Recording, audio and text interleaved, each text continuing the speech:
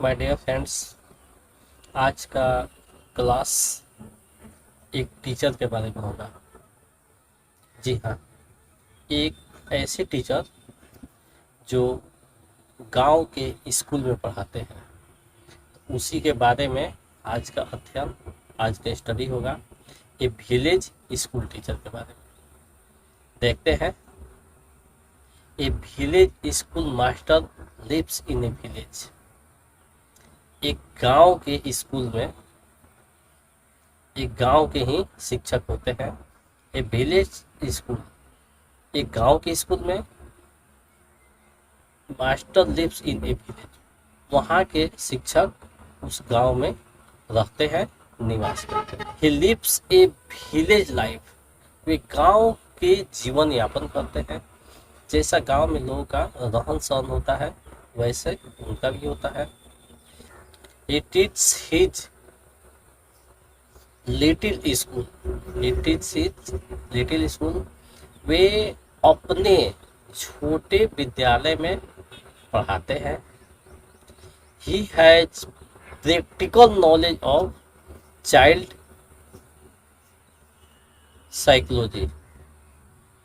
He has practical knowledge, उनके पास जो बच्चों का मनोविज्ञान होता है, मानसिक रूप का उन्हें प्रैक्टिकल नॉलेज होता है। वो गांव में छोटे से बच्चों को देखे हैं और उनका अच्छी तरह से जानकारी रखते हैं। He tries to make children obedient and disciplined. वे कोशिश करते हैं कि बच्चे ईमानदार और अनुशासित बने। उनका प्रयास यही रहता है कि जो हमारे बच्चे हैं वो अच्छे तरीके से पढ़ें, वो हमेशा ईमानदार रहें और साथ ही साथ उनमें अनुशासन भी बना रहे। A village school master gives them elementary knowledge of some subjects. गांव के शिक्षक में ये बहुत सारी समस्याएं होती है, उनको फेस करना पड़ता है। एक विलेज स्कूल मास्टर गांव के शिक्षक को जो प्रारंभिक ज्ञान होता है वो सभी सब्जेक्ट का देना पड़ता है, माने कुछ सब्जेक्ट का देना पड़ता है। ये नहीं है कि ओनली वन एक सब्जेक्ट हम लिए और पढ़ा दिए चल दिए, उन सब विषय का नॉलेज बच्चों को देना पड़ता है। He helps them from good character, वे बच्चों के चरित्र निर्माण में भी हेल्प करते हैं, सहायता करते हैं। A village school master lives a simple life. गांव के स्कूल के शिक्षक एक सिंपल लाइफ को जीते हैं, एक साधारण जीवन यापन करते हैं। His dress and habits are simple, उनके कपड़ा और स्वभाव भी सिंपल ही होता है, साधारण ही होता है। He works hard during school hours, school के टाइम में वे कड़ी मेहनत करते हैं और बच्चों को अच्छी तरह से ज्ञान देते हैं, पढ़ाते हैं, समझाते हैं। He has to teach all the subjects in the class, वे वर्ग में सभी विषयों को पढ़ाते हैं। He is a real builder of the nation, he is a real builder of the nation, वे देश के असली निर्माता है। वैसे शिक्षक जो एलिमेंट्री एजुकेशन देते हैं, प्रारंभिक ज्ञान देते हैं बच्चों को शुरू से 1 to 8, तो उसमें के जो शिक्षक होते हैं असली बिल्डर वही होते हैं जो बच्चों को उस लायक बनाते हैं, उसमें ऐसा एबिलिटी डालते हैं कि देश का अच्छा से सशक्त निर्माण हो सके। आगे देखते हैं। A child is the hope and future of the country. A child is the hope and future of the country. बच्चे देश की आशा और भविष्य होते हैं। India lives in villages. भारत गांव में रहता है।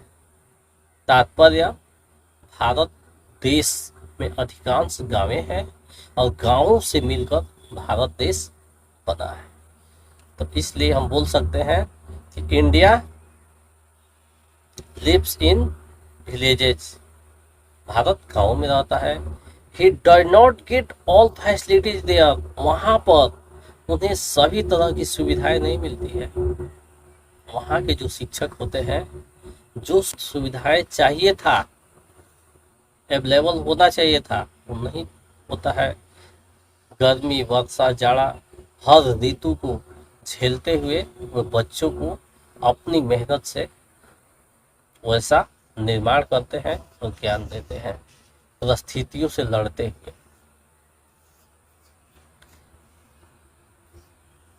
The position of A village master is not very respectable. एक गांव के शिक्षक को समाज में उतना सम्मान नहीं मिलता है जितना मिलना चाहिए। An ideal teacher is a students friend, philosopher and guide. एक आदर्श जो शिक्षक होते हैं वो विद्यार्थियों के दोस्त होते हैं।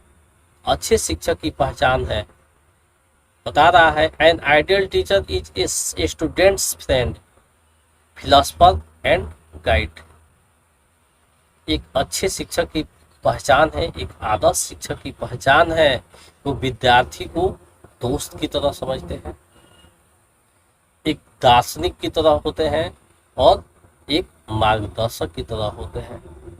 वे बच्चों में इस तरह का ज्ञान देते हैं कि बच्चों का जो भविष्य है इन फ्यूचर आगे चलकर हमेशा चमकता रहे और आगे वो बच्चे बढ़ते रहे। तो एक शिक्षक है जो उनके सर्वांगीण विकास के लिए हमेशा तत्पर रहते हैं और मेहनत करते रहते हैं।